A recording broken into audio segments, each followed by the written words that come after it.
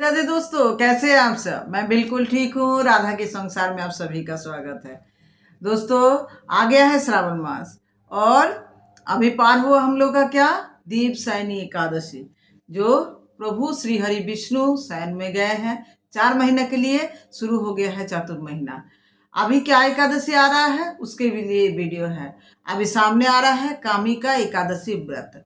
कामिका एकादशी व्रत, कामिका एकादशी, ये शब्द से ही पता चलता है कामिका, जो भी कामना है सभी पूर्ण हो जाता है। इसीलिए इस एकादशी का नाम है कामिका एकादशी व्रत।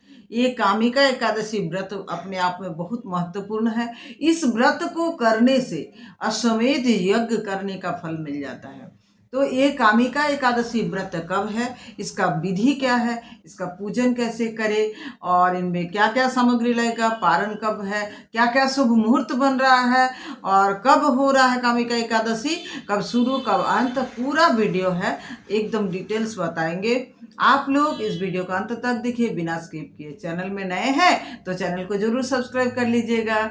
तो आइए आगे बताते हैं कि कामिका एकादशी का व्रत कब। एकादशी तिथि का आरंभ हो रहा है 20 जुलाई को। एकादशी तिथि का आरंभ हो रहा है 20 जुलाई को 2025। 20 जुलाई को आरंभ हो रहा है दोपहर 12:12 पर और एकादशी तिथि का समापन हो रहा है 21 जुलाई को 2025 सुबह 9:38 पर। मतलब 20 जुलाई को 12 दोपहर में शुरू हो रहा है और 21 जुलाई को सुबह 9:30 मतलब 9:38 में ही ये समाप्त हो जा रहा है। लेकिन सूर्योदय का तिथि अनुसार हम लोग को कामिका एकादशी का व्रत सुबह जो है 21 जुलाई को ही रखना है। कामिका एकादशी का व्रत 21 जुलाई 2025 को रखा जाएगा, सोमवार के दिन। अब जो है इनका पारण कब करना है, पारण करना है 22 जुलाई को। 22 जुलाई 2025 पारण समय है सुबह 5:07 से 7:05 तक। 5:07 से 7:05 तक, मतलब सुबह में, भोर में ही, सुबह सुबह जल्दी जल्दी हम लोग को पारण कर लेना होगा।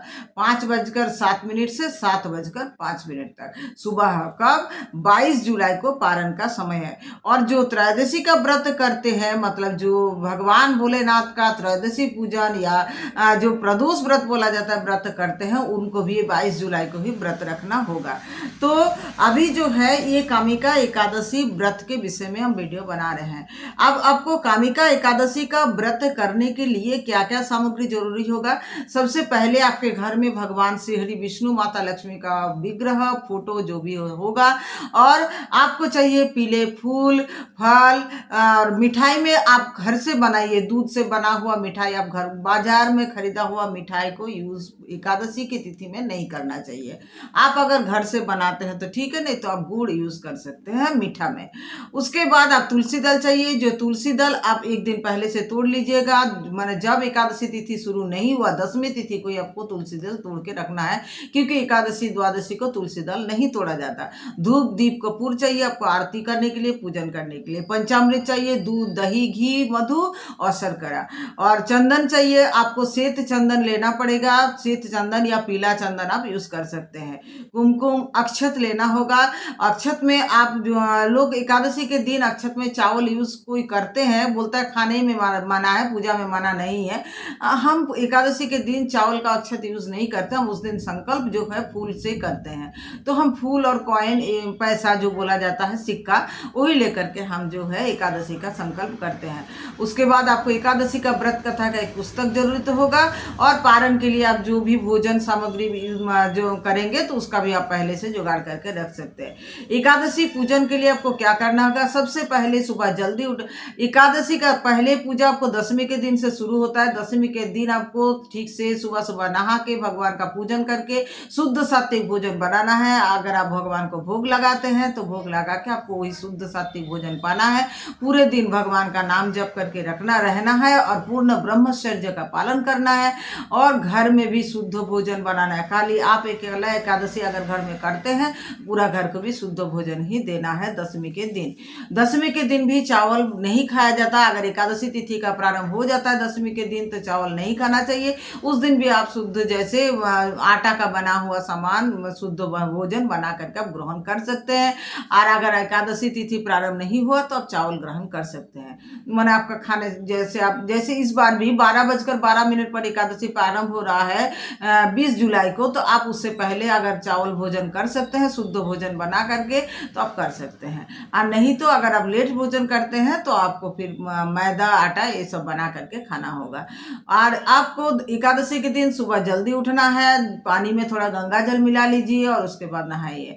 पीला वस्त्र धारण कीजिए, उसके बाद शुद्ध वस्त्र धारण करने के बाद अपना श्रृंगार कर लीजिए। सुहागन है तो अपना पूरा श्रृंगार कीजिए और श्रृंगार करके आप आलता पहनिए, सिंदूर पहनिए। श्रृंगार में सुहागन का यही मेन श्रृंगार होता है, आलता सिंदूर। यही कर लेने के बाद आप भगवान का जो मूर्ति आप रखे हैं या गोपाल जी का या श्री कृष्ण राधा कृष्ण जी का या लक्ष्मी नारायण का मूर्ति या विग्रह या जो भी आप फोटो चित्र पर रखे हैं, आप एक चौकी लीजिए, पीला कपड़ा उसमें बिछा दीजिए, उसमें आप अपना भगवान को रखिए। आपके पास अगर चित्रपट है तो गंगा जल छिड़क के आप उनको भाव कीजिए कि मान स्नान करा दिए हैं और उसके बाद उनको साफ करके आप बैठाइए।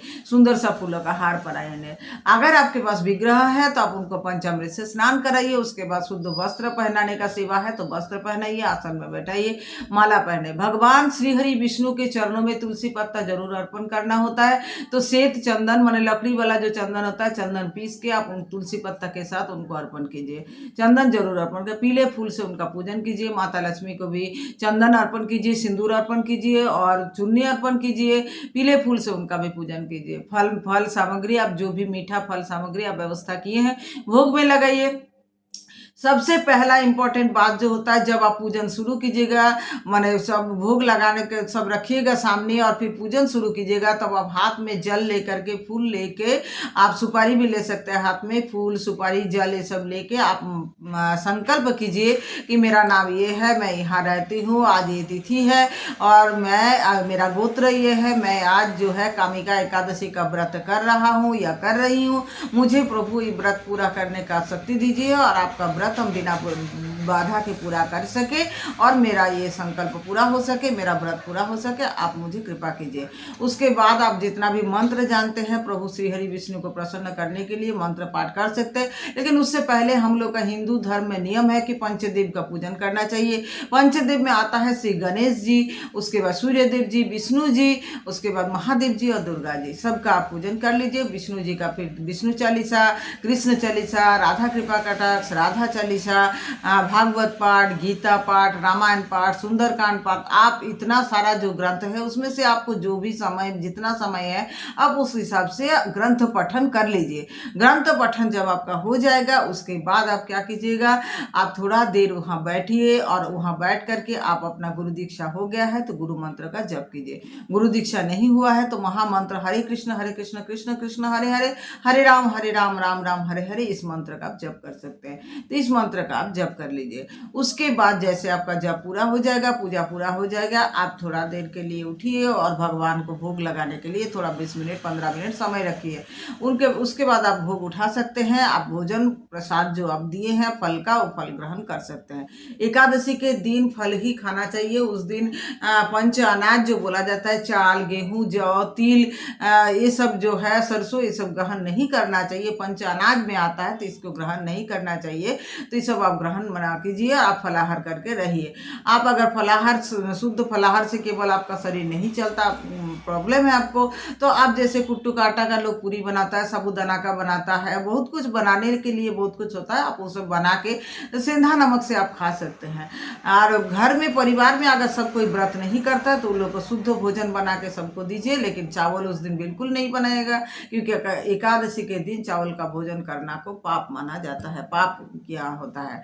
तो इसीलिए एकादशी के दिन चावल बिल्कुल भी ग्रहण नहीं करना चाहिए।